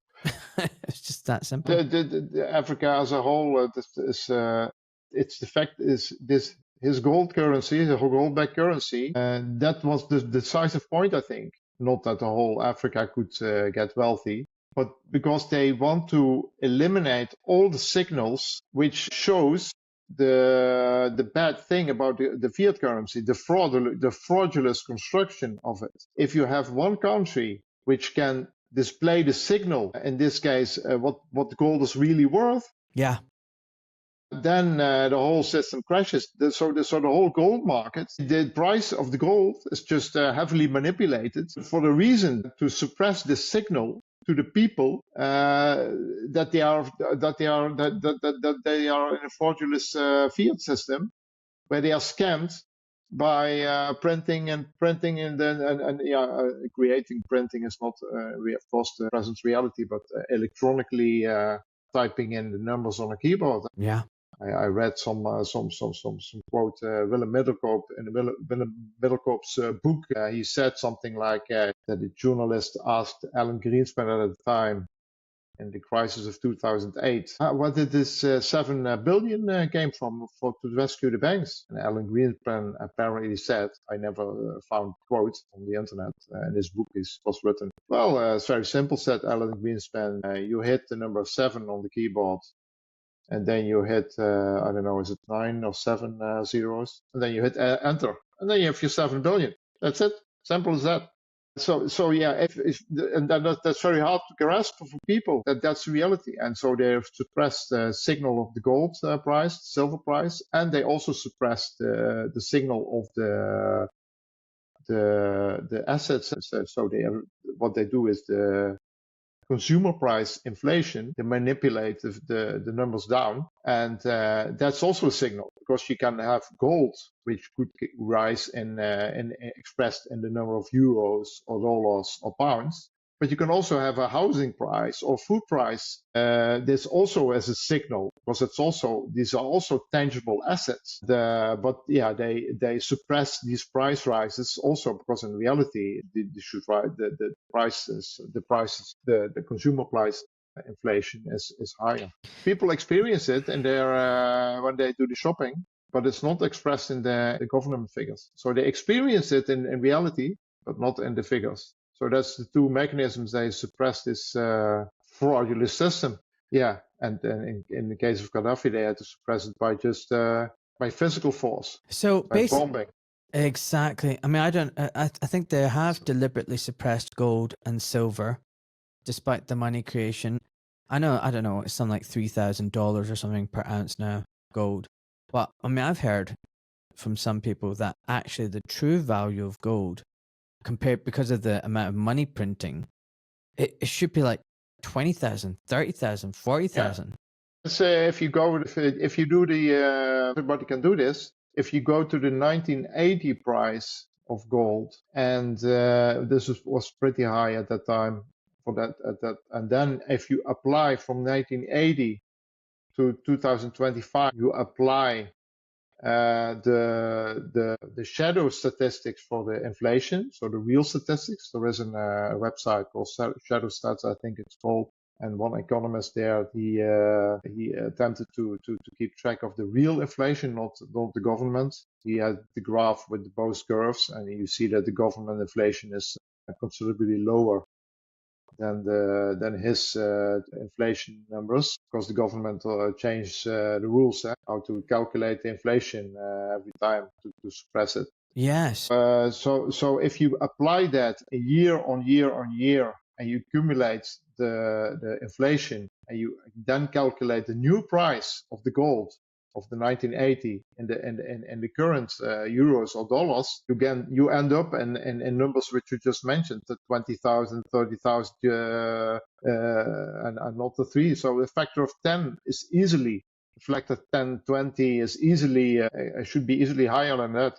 So and that ballpark should be. So they suppress it. Okay. Is there is there any conversation in the Netherlands about vaccine injuries and how the pandemic was a fraud? Do you have inquiries, or is everyone mainly just getting on with their life as if nothing happened? Well, the majority of the people, you know the answer. The life goes on as if nothing happens. But there is, of course, a minority which still knows what's going on. It's a very small minority. There are podcasts like yours, are a few ones, and there are groups like Willem Engel, which has podcasts about it.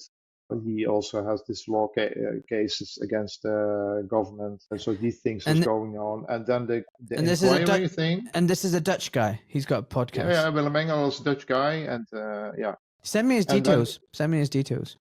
Yeah. Oh, it's amazing that you don't know him, but he's well known in the international scene. Oops. So okay, so he is worth having in your podcast if you don't have it. So he has such good knowledge of a lot of things, and he has fought a lot of court cases. He lost I think all of them except one or something. And about COVID, he was in the beginning already from day one. He already had his doubts, and yeah. So but yeah, as far as inquiry, COVID inquiry, they will start on it.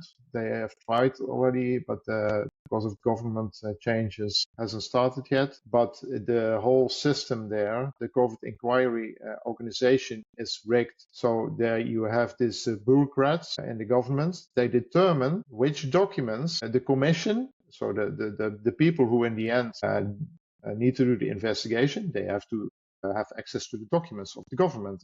But they cannot get access to all the documents they want. because that's determined by the bureaucracy people. They say you can have this document, but you cannot have that. And also they have a limited time to look at the documents. And also they are not allowed to ask the questions they want and invite the people they want to be questioned. They have no, so it's just, it's completely useless. So one of the Forum for Democracy guys, Gideon van Meijeren, he explained it very clearly.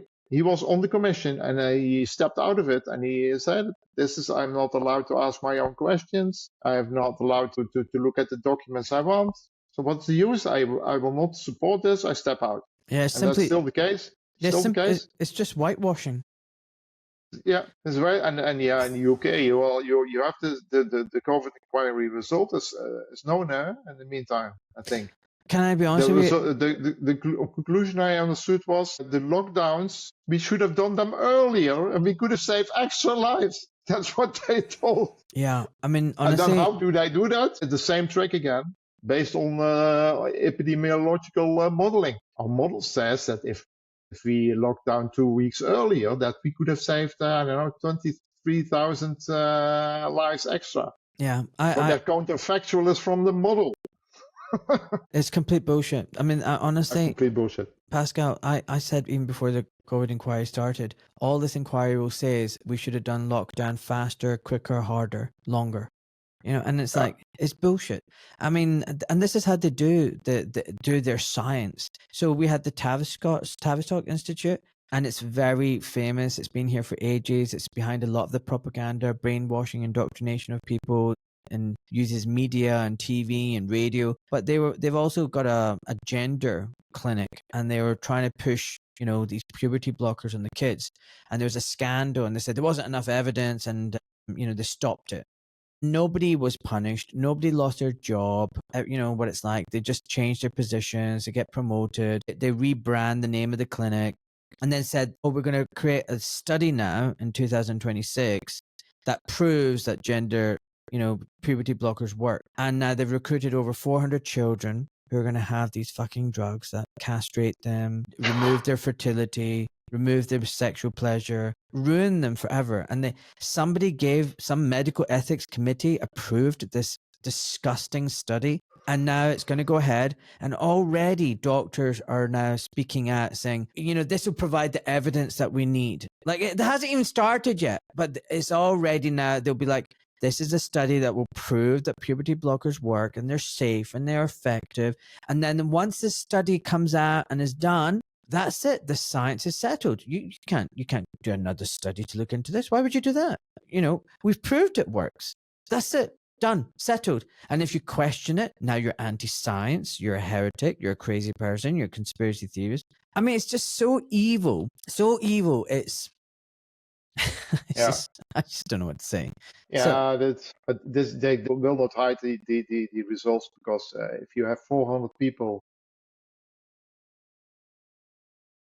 they will. There must be people from that. They will start. They will say it's but they don't get platform, of course. They don't get platform. Look at all the people. Look at all the people who've been injured by the COVID jabs. Where's the justice? Yeah.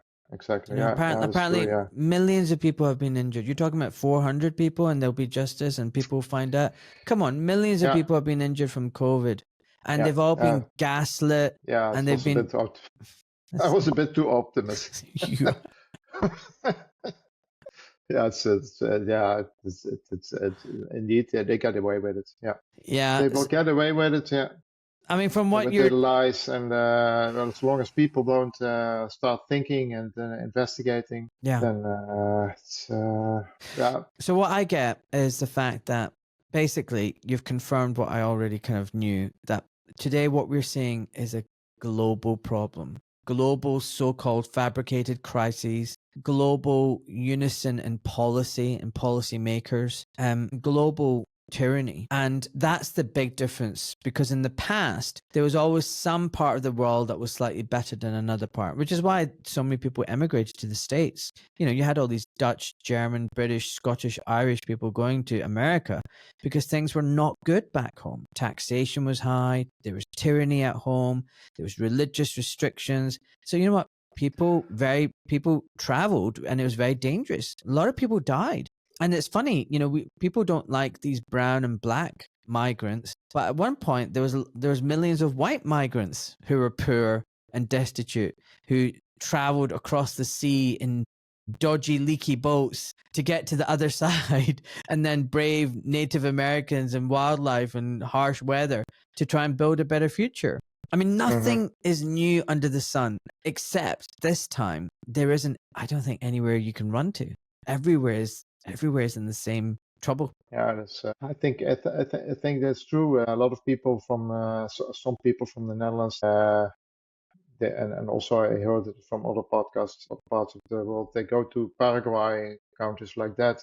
But I think, yeah, Trump has. This is very. The argument is, yeah, that's a very small government, and so the bureaucracy is there very low and limited, and so people are relatively free. Yeah, that's right, up till now. But if Trump sets his senses on Latin America, I mean, a small government can be corrupted very easily with very little money. You just pay a few millions per politician, and it's finished with the country. And so the people who are fleeing there, going there, they maybe have the illusion, I think, to. I was also considering going there at some moment in time, but yeah, I think it's useless because they will not allow any part in this country in the world to stay like the gold case. They don't want a signal, or hey, it can be very good and prosperous somewhere.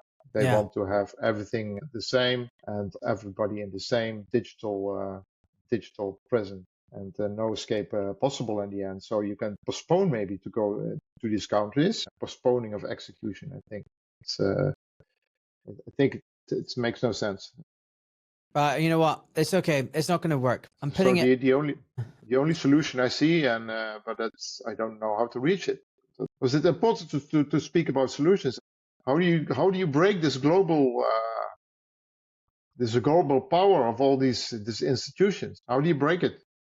There is only one way how you can break it and keep it that way, and it is by breaking up all the countries into very small countries. So even the Netherlands, which is a very small country, you should break it up in 30 little regions, all independent, and then the people can.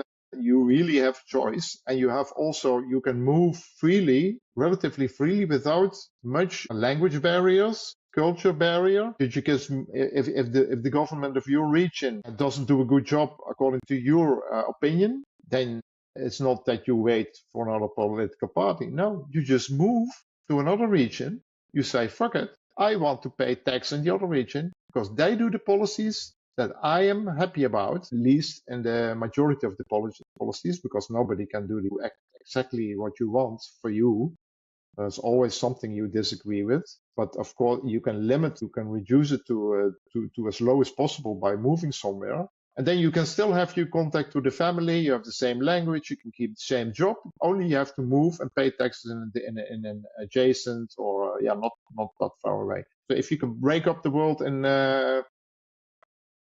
a lot of these regions, then I think the problem is solved, and it can never return. Yeah, I never thought it. If everybody keeps it keeps small, and then you get a competition of governments.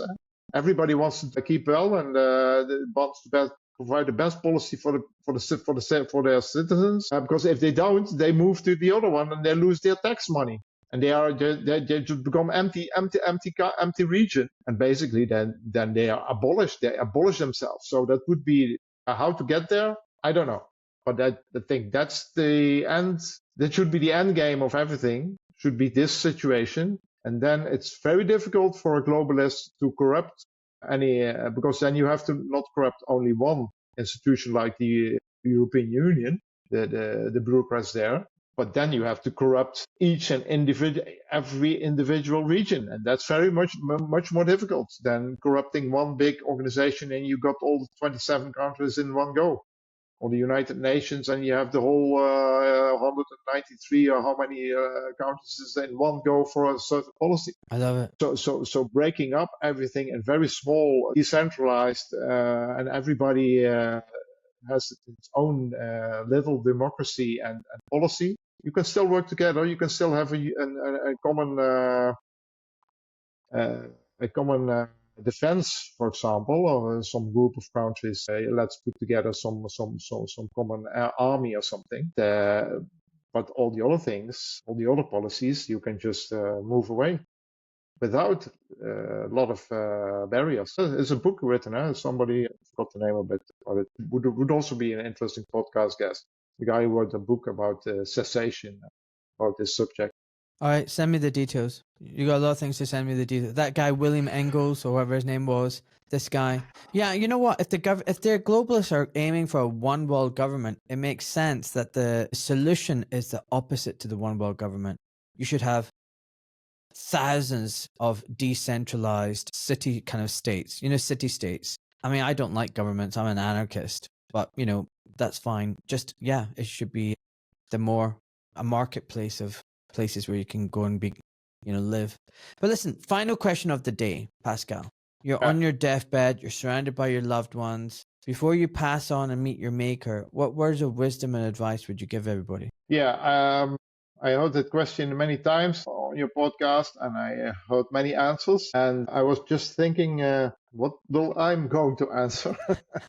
and then as a thought came to me, and I thought the following: there is no silver bullet here. I don't believe in silver bullets. So I don't think, you should be courageous or ask everything, doubt everything, and these kind of all.